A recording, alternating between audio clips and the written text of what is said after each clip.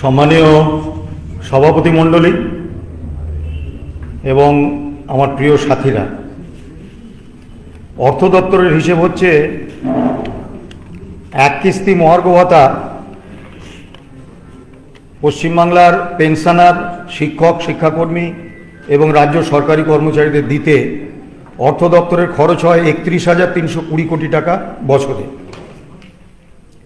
2011-12 অর্থবর্ষ থেকে 2021-22 অর্থবর্ষ পর্যন্ত বেতন, ভাতা এবং পেনশন খাতে সরকার যা বরাদ্দ করেছিলেন সেই বরাদ্দের মধ্যে 25,262 কোটি টাকা সরকার খরচ করতে পারেননি।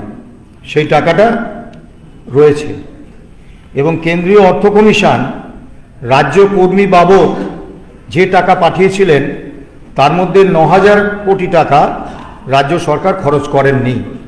অর্থাৎ রাজ্য সরকারের কোষাগারে এখন 34,262 কোটি টাকা আছে, আর 40% ডিএ দিতে বছরে খরচ হচ্ছে 31,320 কোটি টাকা। জানুয়ারি মাসে 4 কিস্তি ডিএ 4% ডিএ আমরা পেয়েছি, কিন্তু এআইসিপি অনুসারে জানুয়ারিতে কেন্দ্রীয় এবং অন্যান্য রাজ্য কর্মীদের 4% ডিএ প্রাপ্য হয়ে গেছে। কাজে এখন এই মুহূর্তে বকেয়া 40% ডিএ, এবং এই 40% ডিএ দিতে খরচ হচ্ছে 31,320 কোটি টাকা এক বছরে। রাজ্য সরকারের হাতে বাজেটে রয়েছে নিজেদের কাছে রাজকোষে 34,262 কোটি টাকা। কাজে অর্থাভাবে সরকার ডিএ দিচ্ছে না, এই তত্ত্বটা কিন্তু অর্থ দপ্তরের হিসেবে খাটে না। দ্বিতীয় বলছেন তারা যে কেন্দ্রীয় সরকার টাকা দিচ্ছে না, সেই টাকা না পেলে আমরা ডিএ দেব কি করে? আপনারা জানেন সিএজি রিপোর্টে দিয়েছে যে 2,94,000 কোটি টাকার কোনো ইউটিলাইজেশন সার্টিফিকেট রাজ্য সরকার কেন্দ্রকে দেয়নি। অর্থাৎ হিসেব মতো রাজ্য সরকারকে 2,94,000 কোটি টাকা কেন্দ্রীয় সরকারের না দেওয়ার কথা, কিন্তু মুখ্যমন্ত্রী এবং অন্যান্যরা বলছেন রাজ্যের বকেয়া 1,15,000 কোটি টাকা। তার মানে ইউটিলাইজেশন সার্টিফিকেট ছাড়াই দিদি মোদি সেটিংয়ে রাজ্য 1,14,000 কোটি টাকা পেয়ে গেছে, যেটা তার প্রাপ্য নয়। তা আপনি টাকা নেবেন, হিসেব দেবেন না, এবং সেই হিসেব চাইলে বিপ্লব করবেন, তারপরে টাকা আসবে, এরকম তো হয় না। দ্বিতীয়ত সবথেকে বড় বিষয় যেটা, এই সমস্ত প্রাপ্য কিন্তু প্রকল্প ভিত্তিক প্রাপ্য।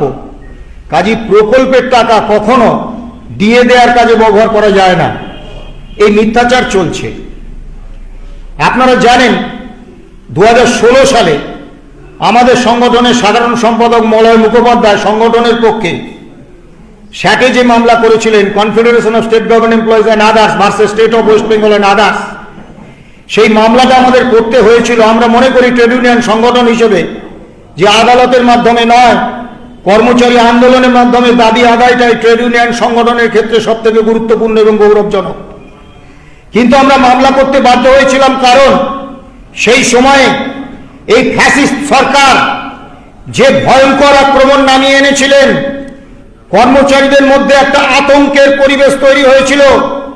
কর্মচারী আন্দোলন সংগঠিত করা তো দূরস্থান, মুখে দাবির কথাটা বলতে ভয় পাচ্ছিলেন, আতঙ্কিত হয়ে পড়ছিলেন কর্মচারীরা। সেই জায়গায় 3টে কারণে আমরা মামলাটা করেছিলাম। মামলা করে দিয়ে পাবো এই আশায় মামলা করেনি, কিন্তু 1 নম্বর কারণ হচ্ছে সরকারের কাছে একটা বার্তা পৌঁছিয়ে দেয়া যে কর্মচারীরাও সিনা টান টান করে ফ্যাসিস্ট সরকারের বিরুদ্ধে তাদের দাবিতে অবস্থান নিতে জানে। 2 নম্বর, কর্মচারীদের কাছে একটা বার্তা পৌঁছিয়ে দেয়া যে ডিএ ইস্যুটা মানসিকভাবে প্রত্যেকটি কর্মচারী, শিক্ষক, শিক্ষাকর্মী থেকে শুরু করে 4র্থ শ্রেণীর কর্মচারী, শিক্ষাকর্মী, প্রত্যেকের একটা কমন দাবি। কাজেই সেই দাবিতে মানসিকভাবে প্রত্যেকটা কর্মচারী এক হবেন, সেই ঐক্যবদ্ধ একটা কর্মচারী রূপ তৈরি করা। 3 নম্বর হচ্ছে আইনি মাধ্যমে এই ডিএর অধিকারটাকে ছিনিয়ে আনা। কেন আমাদের মনে হয়েছিল আইনি মাধ্যমে এই ডিএর অধিকারটা ছিনিয়ে আনা সম্ভব? তার কারণ হচ্ছে ইন্ডাস্ট্রিয়াল ডিসপিউট অ্যাক্ট 1949, তাতে আগে বলা হতো যে শুধুমাত্র যারা কায়িক শ্রম করেন তারা শ্রমিক, কিন্তু সুপ্রিম কোর্ট পরবর্তীকালে বলে দেয় কায়িক মানসিক যে কোনো রকম শ্রম করলেই তার বিনিময়ে মজুরি বা বেতন পেলেই সে শ্রমিক। এবং প্রথম ভারতবর্ষে ডিএটা চালু হয়। বোম্বে ইন্ডাস্ট্রিয়াল কোর্টের নির্দেশে শ্রমিক কর্মচারীদের এআইসিপি মেনে ডিএ দেওয়ার সিদ্ধান্ত প্রথম নেওয়া হয় ইন্ডাস্ট্রিয়াল কোর্টের সিদ্ধান্ত অনুসারে, আদালতের সিদ্ধান্ত অনুসারে। সেই জায়গাটা থেকে আমরা এই মামলা করেছিলাম। আজকে আপনারা জানেন এই মামলা সুপ্রিম কোর্টে বিচারাধীন। মামলায় কি হবে ভবিষ্যৎবাণী আমরা করতে পারি না, কিন্তু ষাট থেকে মহামান্য কলকাতা হাইকোর্ট যেরকম সুনির্দিষ্টভাবে ডিএটাকে রাজ্যের অধিকার হিসেবে প্রতিষ্ঠা করে দিয়েছেন এবং বলেছেন DA is a legally enforceable fundamental right, তাতে আমাদের মনে এতটুকু সন্দেহ নেই যে কোন আইনজীবী, তিনি যত বড় মাপের আইনজীবী হোক, এই যুক্তির থেকে সুপ্রিম কোর্টকে সরিয়ে আনতে পারবেন। তাই আমরা আশাবাদী 5 তারিখে কি হবে আমরা জানি না, মামলার শুনানি নাও হতে পারে, আবার একটা দিন পেতে পারি, সে ব্যাপারে ভবিষ্যৎবাণী আমরা করতে পারি না। কিন্তু এই কথাটা আমরা 100% নিশ্চয়তার সঙ্গে বলতে পারি যে মামলায় সুপ্রিম কোর্টকে একদিন না একদিন রায় দিতে হবে এবং সেই রায় রাজ্য সরকারি কর্মচারীদের পক্ষে যাবে। এবং এই মামলাটার নাম confederation of state government employees and others versus state of West Bengal. আমরা মামলাটা করেছি, তার মানে এই নয় এই মামলাটা আমাদের, এই মামলাটা সমস্ত কর্মচারীদের, তাদের উদ্দেশ্যে এই মামলাকে আমরা উৎসর্গ করেছি। এবার একটা প্রতিশ্রুতি আপনাদের কাছে দিয়ে যেতে চাই। ভীষণ আর্থিক সমস্যা আছে আমাদের জানি, তারপরেও বলি কোনোভাবে কোনো অবস্থাতে এই মামলা আমরা ছেড়ে দেব না। গত 8 বছর ধরে যে রাজরোষ এবং রাজ প্রলোভন উপেক্ষা করে এতদিন মামলা চালিয়ে এসেছি, সেই মামলা আমরা ছেড়ে দেব না। সময় সংক্ষিপ্ত, সবশেষে একটা কথা বলবো, আমি ব্যক্তিগতভাবে সরকারকে কর্মচারীদের দাবি না মেটার জন্য দায়ী করি না, আমি একদম মনে করি না। কারণ ট্রেড ইউনিয়ন কর্মী হিসেবে আমি বিশ্বাস করি সরকার কা মালিক সে চাইবে কম বেতন দিয়ে, কম সুযোগ সুবিধা দিয়ে বেশি কাজ করিয়ে নিতে।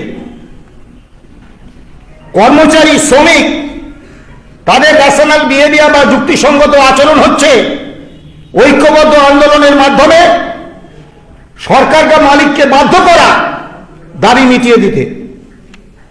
আমাদের কর্মচারীদের মধ্যে কখনো আমরা স্বঘোষিত দায়বদ্ধতা নিয়ে ফেলি, এই সরকারকে চোখের মণির মতো রক্ষা করতে হবে। কখনো আমরা স্বঘোষিত দায়বদ্ধতা নিয়ে ফেলি, এই সরকারকে পেটের লিভারের মতো রক্ষা করতে হবে।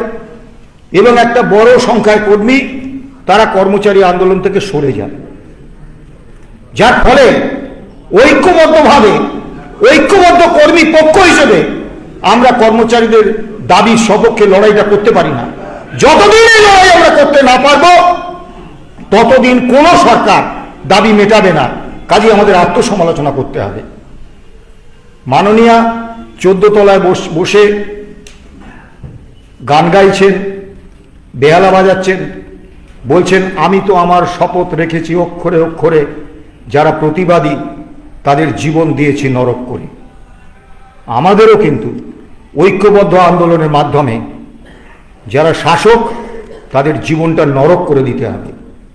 এবং যারা শাসককে সমর্থন করছেন, আমাদের দাবির প্রতি বিশ্বাসঘাতকতা করছেন, ওই ব্যক্তিগত সম্পর্কের বেড়াজাল দিলে হবে না। শাস্ত্রে বলেছে হস্তি হস্ত সহস্রেন শতহস্তেন বাজিন শৃঙ্গিন দশহস্তেন স্থানত্যাগেন দুর্জন।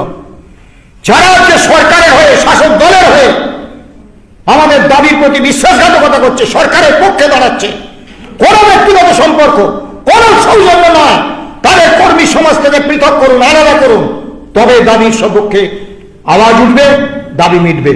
না হলে 1000 বছর আন্দোলন করে গেলেও দাবি মিটবে না। যে দুটি প্রস্তাব এসেছে, একটা গণস্বাক্ষর এবং আমাদের সংগঠনের সাধারণ সম্পাদক মলয় মুখোপাধ্যায় একটা প্রস্তাব দিয়েছিলেন, সেটাও গৃহীত হয়েছে, যে কর্মচারীদের কাছে জানতে চাওয়া হবে ওই গণস্বাক্ষরের সময় যে কী ধরনের আন্দোলন তারা চাইছেন। জনমত নিয়েই আমরা আন্দোলনের কর্মসূচি ঠিক করব এবং আগামী 1 মার্চ কলেজ স্কোয়ারে একটা গণ অবস্থানের কর্মসূচি বা মিছিল যদি করা যায়, এই দুটো প্রস্তাব আপাতত নেওয়া হোক। সব শেষে আপনাদের বলি, 1 ব্রিগেড মহাত্মা গান্ধী ছিলেন না, 1 ব্রিগেড নেতাজি সুভাষচন্দ্র ছিলেন না, 1 ব্রিগেড ক্ষুদিরাম ছিলেন না, কিন্তু তারাই ভারতবর্ষের স্বাধীনতা এনেছিলেন। 200 বছরের ব্রিটিশ শাসন চলে যাবে এটা কেউ ভাবেনি, তারা এনেছিলেন। কাজেই যখন একটা সুস্থ কাজ সংগঠিতভাবে, হিরোইজম নয়, অ্যাডভেঞ্চারিজম নয়, অবতারবাদ প্রতিষ্ঠার আন্দোলন নয়, বা দলীয় রাজনীতিকে পুষ্ট করার আন্দোলন নয়, কর্মচারী স্বার্থে দলীয় রাজনীতির ঊর্ধ্বে উঠে আন্দোলন করার যে শপথ আমরা নিচ্ছি, একদিন এই শপথ মহিরুহে পরিণত হবে, আন্দোলন সফল হবে, এ ব্যাপারে আমার কোনো সন্দেহ নেই। নমস্কার, সুস্থ থাকবেন, ভালো থাকবেন।